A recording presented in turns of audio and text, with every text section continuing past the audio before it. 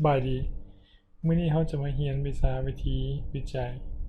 บทที่2ว่าด้วยการทบทวนทฤษฎีซึ่งว่าภาษาอังกฤษหมายถึงliterature review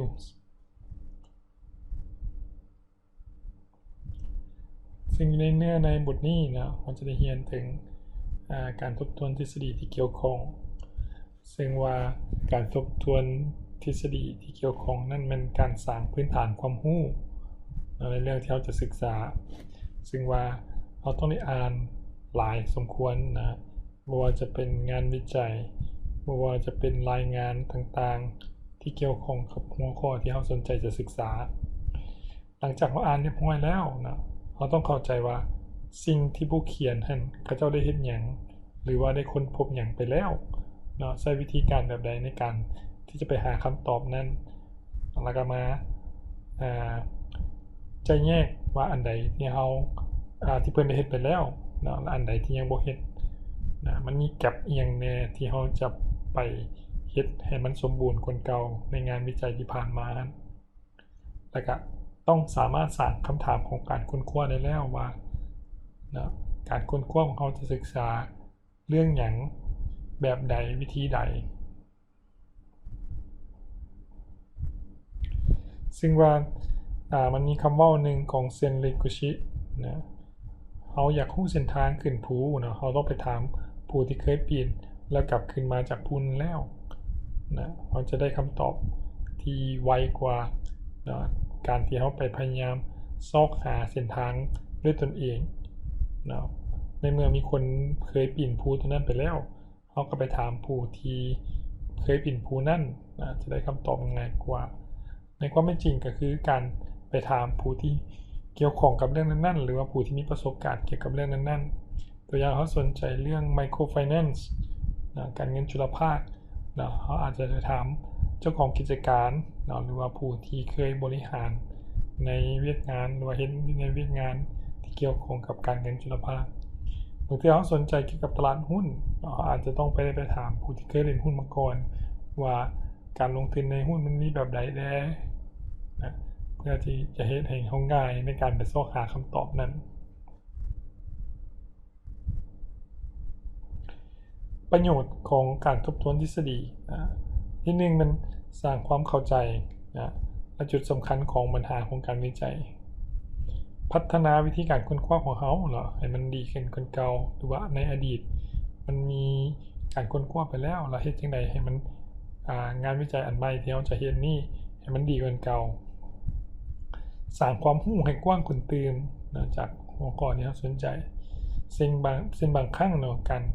วิจัยของคนอื่นหรือว่าการวิจัยที่ผ่านมาจะสุ่มใส่แต่เรื่องใดเรื่องหนึ่งหรือว่าหมู่บ้านใดหมู่บ้านหนึ่งเฉพาะแต่ว่าถ้าสมมุติว่าเขาสามารถเฮ็ดให้มันกว้างขึ้นตื่นขยายไปในวงกว้างสร้างเป็นทฤษฎีขึ้นมาได้งานวิจัยตัวนั้นก็จะให้ความรู้มันขยายกว้างขึ้นกว่าเก่าซึ่งว่าการทบทวนทฤษฎีจะให้เราคาดผลของการค้นคว้าของเขาเบื้องต้นได้ตัวอย่างเขาสนใจว่าผู้หญิงมีการออมหลายกว่าผู้ชายหรือบ่เขาก็ไปทบทวนงานวิจัยของประเทศนั้นประเทศนี้มาเบิ่งว่าผู้หญิงมีพฤติกรรมการออมดีกว่าผู้ชายหรือบ่หรือว่าบางงานวิจัยมันอาจจะบอกว่าผู้ชายมีการออมหลายกว่าผู้หญิงก็เป็นไปได้แต่ว่าถ้าส่วนใหญ่แล้วบอกว่าผู้หญิงมีการออมหลายกว่าผู้ชายเขาก็พอจะคาดคะเนในกรณีศึกษาอยู่ในลาวว่าผู้หญิงจะมีแนวโน้มที่จะมีการออมหลายกว่าผู้ชายซึ่งในบางครั้งข้อสมมุติฐานตัวนี้อาจจะบ่ถูกก็ได้แต่ว่าในเมื่อส่วนใหญ่เป็นแล้วนั้นเขาก็คาดคะเนเบื้องต้นว่าผู้หญิงในสปป.ลาวอาจจะมีการออมหลายกว่าผู้ชายก็เป็นไปได้ซึ่งว่าขั้นตอนของการทบทวนทฤษฎีอันที่1มันต้องเลือกหัวข้อก่อนว่าเราสนใจหัวข้ออิหยังเรื่องเกี่ยวกับการเงินเรื่องเกี่ยวกับตลาดหลักทรัพย์เรื่องเกี่ยวกับตลาดพันธบัตรเขาก็เลือกหัวข้อรวมๆใหญ่ๆกว้างไว้แล้วไปซอกหางานวิจัยที่เกี่ยวข้องอาจจะซอกหาตามอินเทอร์เน็ตหรือว่าปื้มวารสารต่างๆจากนั้นเขาเริ่มเขียนทบทวน ที่จริงแล้วเราต้องหางานวิจัยแล้วไปอ่านให้เข้าใจแล้วมาสรุปแล้วมาทบทวนแบ่งเป็นกลุ่มนะอันนี้เขาเรียกว่าเขียนทบทวนงานวิจัยแล้วก็แบ่งกลุ่มแนวความคิดว่าผู้ที่เห็นดีว่าผู้หญิงมีการออมหลายกว่าผู้ชายกับกลุ่มที่ผลของการศึกษาบอกว่าผู้ชายมีการออมหลายกว่าผู้หญิงหรือว่าบางกลุ่มที่ยังบ่ชัดเจนว่าผู้ชายมีการออมหลายกว่าผู้หญิงหรือว่าผู้หญิงมีการออมหลายกว่าผู้ชายอันนั้นมันเป็นกลุ่มของการค้นคว้านะกลุ่ม1กลุ่ม2กลุ่ม3แล้วมาเบิ่งดูว่ากรณีของของสปป.ลาวเขาจะสร้างข้อสมมติฐานขึ้นมาแนวใดเพื่อที่จะเห็นว่าการวิจัยใช้วิธีแตกต่างกันผลของการศึกษาอาจจะแตกต่างกันก็ได้หรือว่าคือกันแต่ว่ากรณีศึกษาอยู่ประเทศที่แตกต่างกันผลของการศึกษาก็จะออกมาแตกต่างกันก็ได้ดังนั้นเราต้องมาแบ่งกลุ่มจากนั้นเราก็มาวิจารณ์ว่าแต่ละกลุ่มมันเป็นแนวใดแล้วก็สร้างการสนทนาอยู่ในนั้น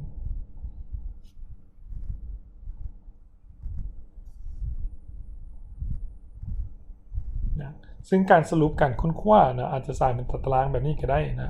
ในตารางที่1อันนี้เป็นรูปแบบหนึ่งว่าสกอร์ตัวนี้หมายถึงว่าความสำคัญของบทที่เกี่ยวข้องกับบทเฮาหัวบทที่1ตัวอย่างอันนี้เป็นหัวข้อผลกระทบของ NPL ต่อกับ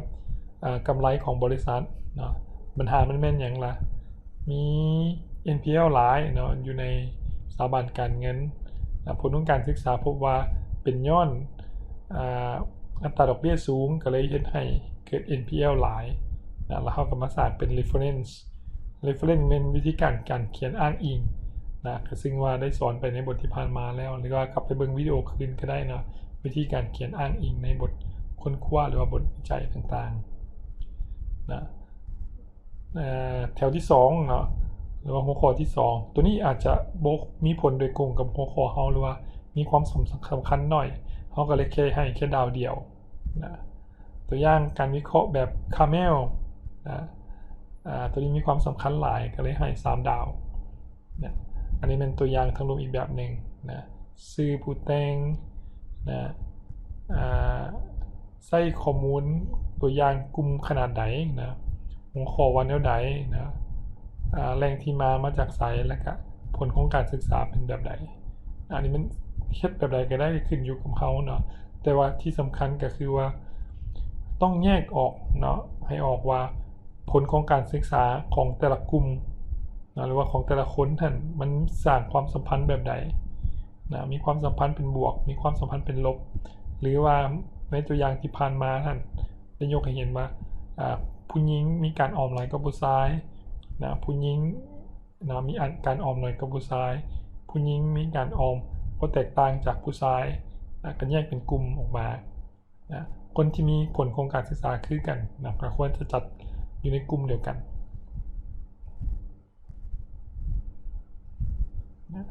กำหนดขอบเขตทางด้านทฤษฎีการวิจัยจะช่วยให้มีการกำหนดขอบเขตทางด้านทฤษฎีเมื่อเขาอ่านจบแล้วอ่านปัญหาที่เขาสนใจจะเชื่อมกับทฤษฎีต่างๆที่ได้กล่าวมาซึ่งว่าอยู่ในโครงสร้างของการเขียนวิจัยจะต้องมีทฤษฎีที่เกี่ยวข้องมาพร้อมแล้วก็ที่กล่าวไปแล้วว่าเราต้องมาแบ่งกลุ่มที่เห็นดีและกลุ่มที่บ่เห็นดีกับทฤษฎีเป็นแนวใดหรือว่าผลของการศึกษามันขัดแย้งกับทฤษฎีแนวใดหลังจากนั้นจึงกล่าวทฤษฎีในภาพกว้างหรือว่าโดยรวมลงมาปัญหาเฉพาะลักษณะของท้องถิ่นและเขตศึกษาที่เราสนใจว่ามันจะเป็นไปตามทฤษฎีหรือบ่หรือว่าเป็นไปตามผลของการศึกษาที่ผ่านมาหรือบ่กำหนดขอบเขตแนวความคิดโดยมันอิงใส่ปัญหาที่เราสนใจอิงมาจากทฤษฎีแนวสรุปมาว่ามันมีงานวิจัยที่ออกมาเป็นแนวใดมีปัจจัยใดที่ผลกระทบต่อกับการลงทุนในหุ้นเขาจะอาจจะลิสต์มา1 2 3 4 5แล้วก็มาสรุปเป็นความสัมพันธ์ระหว่างปัจจัยที่มีผลกระทบต่อกับราคาหุ้นแล้วก็ใส่ตัววัดแทรกเชื่อมกับทฤษฎีมีปัจจัยใดที่ผลกระทบต่อกับราคาหุ้นอาจจะเป็นรายได้ อาจจะเป็นเพศนะอาจจะเป็นอายุ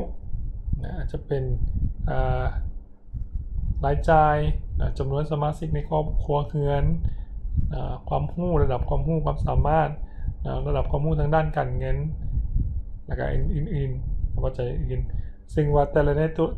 ะตัวเปลี่ยนเขาจะต้องมากำหนดว่าหัวหน่วยวัดแทกของมันเป็นอย่างและเสื่อมกับทฤษฎีแนวใดการอ้างอิงนะตัวนี้ก็ได้ว่าไปพอสมควรแล้วนะซึ่งว่าการอ้างอิงกันก็เป็นระบบการแสดงข้อมูลนะหรือว่าความคิดที่ได้จุดกายไปแล้วเนื่องจากว่าเขาเขียนบททบทวนทฤษฎีที่เกี่ยวข้องนะเขาก็จะต้องมีการอ้างอิงนะใส่ในบทของพร้อมนะซึ่งว่าการอ้างอิงนะจะมีส่วนประกอบที่สำคัญก็คือการอ้างอิงในบทนะตัวนี้เป็นตัวอย่างการอ้างอิงในบทนะซึ่งว่าคำว่าพวกนี้นะโบแมนความคิดของเขานะเขาจะต้องได้อ้างอิงโดยให้แสดงเป็นกลุ่มของผู้ที่มีความคิดแบบนี้นะตัวอย่างในนี้เขาจะว่าเรื่องเกี่ยวกับ food security นะความมั่นคงทางด้านอาหารนะซึ่งว่าผู้ที่มีความคิดแบบเดียวกันนะก็จะอย่างดวงสวรรค์นะและก็อื่นๆ ETAL นะในปี 2009 และนะANS นะปี 2010 และForbes นะ ETAL ในปี 2011 อันนี้พวกนี้เขาจะมีกลุ่มความคิดแบบเดียวกันเขาก็จะใช้อ้างอิงบันเดียวเลยก็ได้นะหรือว่าอาจจะอ้างอิงแบบขึ้นต้นประโยคนะขึ้นต้นพารากราฟนะ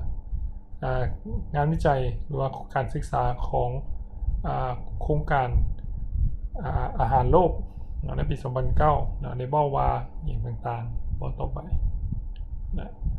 หรือว่า Newbie และก็ETAL นะตัวนี้ผิดนะได้ศึกษาเกี่ยวกับนั่นต่างๆสรุปไปอันนี้มันอ้างอิงในบทนะหลังจากอ้างอิงในบทแล้วนะทุกๆตัวที่อ้างอิงในบทตัวอย่างในนี้เนาะจะต้องไปอ้างอิงท้ายบทซึ่งว่ามีรูปแบบการอ้างอิงที่แตกต่างกันนะตัวอย่างนะอาจจะใส่อยู่ในอ้างอิงในฟุตโนตก็ได้นะหรือว่าอ้างอิงอยู่ในท้ายปีก็ได้มันจะต้องเอาทุกบทนะที่อ้างอิงในบทนะทุกตัวนะที่อ้างอิงในบททนนะมาอ้างอิงท้ายบทนะซึ่งจะมีฟอร์แมตลักษณะก็คือเอานามสกุลนะชื่อและจำเนียนนะปี 2011 อันนี้ก็เป็นอีกฟอร์แมตหนึ่งนะซึ่งว่าบ่คือกับ APA นะซึ่งว่ามีหลากหลายรูปแบบนะแต่อยู่บางบอนก็จะได้กำหนดว่าเป็น ABA หรือว่า CBE ต่างๆนะเราก็ต้องไปเบิ่งรูปแบบของแต่ละบอนที่เราศึกษาหันว่าเขาเจ้ากำหนดวิธีการอ้างอิงแบบไหนซึ่งว่าปัญหาที่มักพบพ่อก็คือรวมกันนะวิธีการอ้างอิงไว้3อย่างนะตัวอย่างเป็น APA Chicago หรือว่า CBE นะรวมอยู่ในอันเดียวกันเลยนะแล้วเขาก็มักคิดผิดนะกรณีมีผู้แต่งหลายคน1คนเขามักใส่ว่าพร้อมคณะอยู่ในท้ายบทนั้นซึ่งว่าบ่ต้องพูดถึกนะจะต้องระบุแต่ละคนอยู่ในท้ายบทให้ครบนะแต่ว่าอยู่ในบทนะอาจจะใส่ว่าสมชายพร้อมด้วยคณะอันนั้นได้นะแต่ว่าท้ายบทจะต้องเอาชื่อทุกคนมาเขียนนะแล้วก็สิ่งที่ควรเฮ็ดนะกรณีถ้าบ่มีผู้แต่งเลยนะก็จะต้องอ้างอิงจากสถาบันนะที่เฮ็ดวิจัยตัวนั้นนะ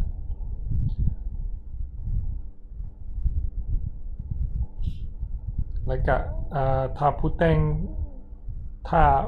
ต้องการใช้ข้อมูลจากผู้แต่ง A นะที่ผู้แต่งได้อ่านจากผู้แต่ง B นะก็ต้องอ้างอิงแบบไหนนะแต่ว่าที่สำคัญก็คือต้องไปหาซอร์สของ B ก่อนนะไปหาแหล่งที่มาของ B ก่อนว่าเอามาจากไสถ้าหาได้ก็บ่จำเป็นต้องอ้างอิงของผู้ A ก็ได้นะซึ่งว่ามักเฮ็ดผิดกันหลายพอสมควรตัวนี้สิ่งที่เราจะต้องอ้างอิงก็คือ1ทุกๆผลงานที่คนอื่นเขียนไว้เนาะเอาคำว่าของผู้อื่นมาจะต้องได้อ้างอิงหมดคำว่าของผู้เขียนผู้อื่นคนอื่นนะสิ่งที่เราบุคคลจะอ้างอิงก็คือว่าความรู้ทั่วไปนะ เส้นตะเวนขึ้นทางทิศตะเวนออกนะตะเวนตกทางทิศตะเวนตกนี่สิเป็นความรู้ทั่วไปน้ำไหลจากบนสูงหาบนต่ำอันนี้ก็บ่จำเป็นต้องอ้างอิงก็ได้นะหรือว่าความรู้ทั่วไปเกี่ยวข้องกับสาขาของตนเองนะก็บ่จำเป็นต้องอ้างอิงความคิดของผู้แต่งที่แต่งออกมาเองนะหรือว่าผลของการวิจัยที่ผู้แต่งได้สรุปเองแบบนี้ก็บ่ต้องอ้างอิงนะอันนี้ก็เป็นปัญหาที่มักพบพ่อต่างๆนะว่าผู้วิจัยเวลาพบปัญหาแล้วก็ต้องแก้ไขแนวใดนะอันนี้ต้องอาศัยเบิ่งจากงานวิจัยที่ผ่านมาหลายๆนะก็จะเฮ็ดให้รู้จักวิธีการอ้างอิงซึ่งว่าระบบอ้างอิงแบบใดเนาะที่ควรใช้ก็ต้องไปถามอาจารย์ที่ปรึกษาเบิ่งในวารสารของคณะหรือว่ารูปแบบการเขียนอ้างอิงตามที่คณะกำหนดไว้แล้วก็เบิ่งคืนบทวิจัยและบทค้นคว้าของรุ่นที่ผ่านมาซึ่งบางครั้งอันนี้บ่แนะนำให้เฮ็ดแนวนั้นเนาะเพราะว่าบางครั้งบทวิจัยของรุ่นที่ผ่านมามันบ่ค่อยถึกปานใดตามฟอร์แมตบางคนก็เฮ็ดไปแบบบ่ละเอียดดังนั้นต้องระวังต้องหาบทที่เป็นบทดีเด่นของแต่ละสาขาวิชามาเป็นตัวอย่างในการเบิ่งการเขียนอ้างอิงให้ถูกต้องและที่สำคัญต้องเบิ่งฟอร์แมตของคณะนี่ก็จบนะสำหรับบทที่2นะถามมีปัญหาหรือว่ามีคำถามให้ถามอยู่ในคลิปวิดีโอทั้งลุมนี้ขอขอบใจ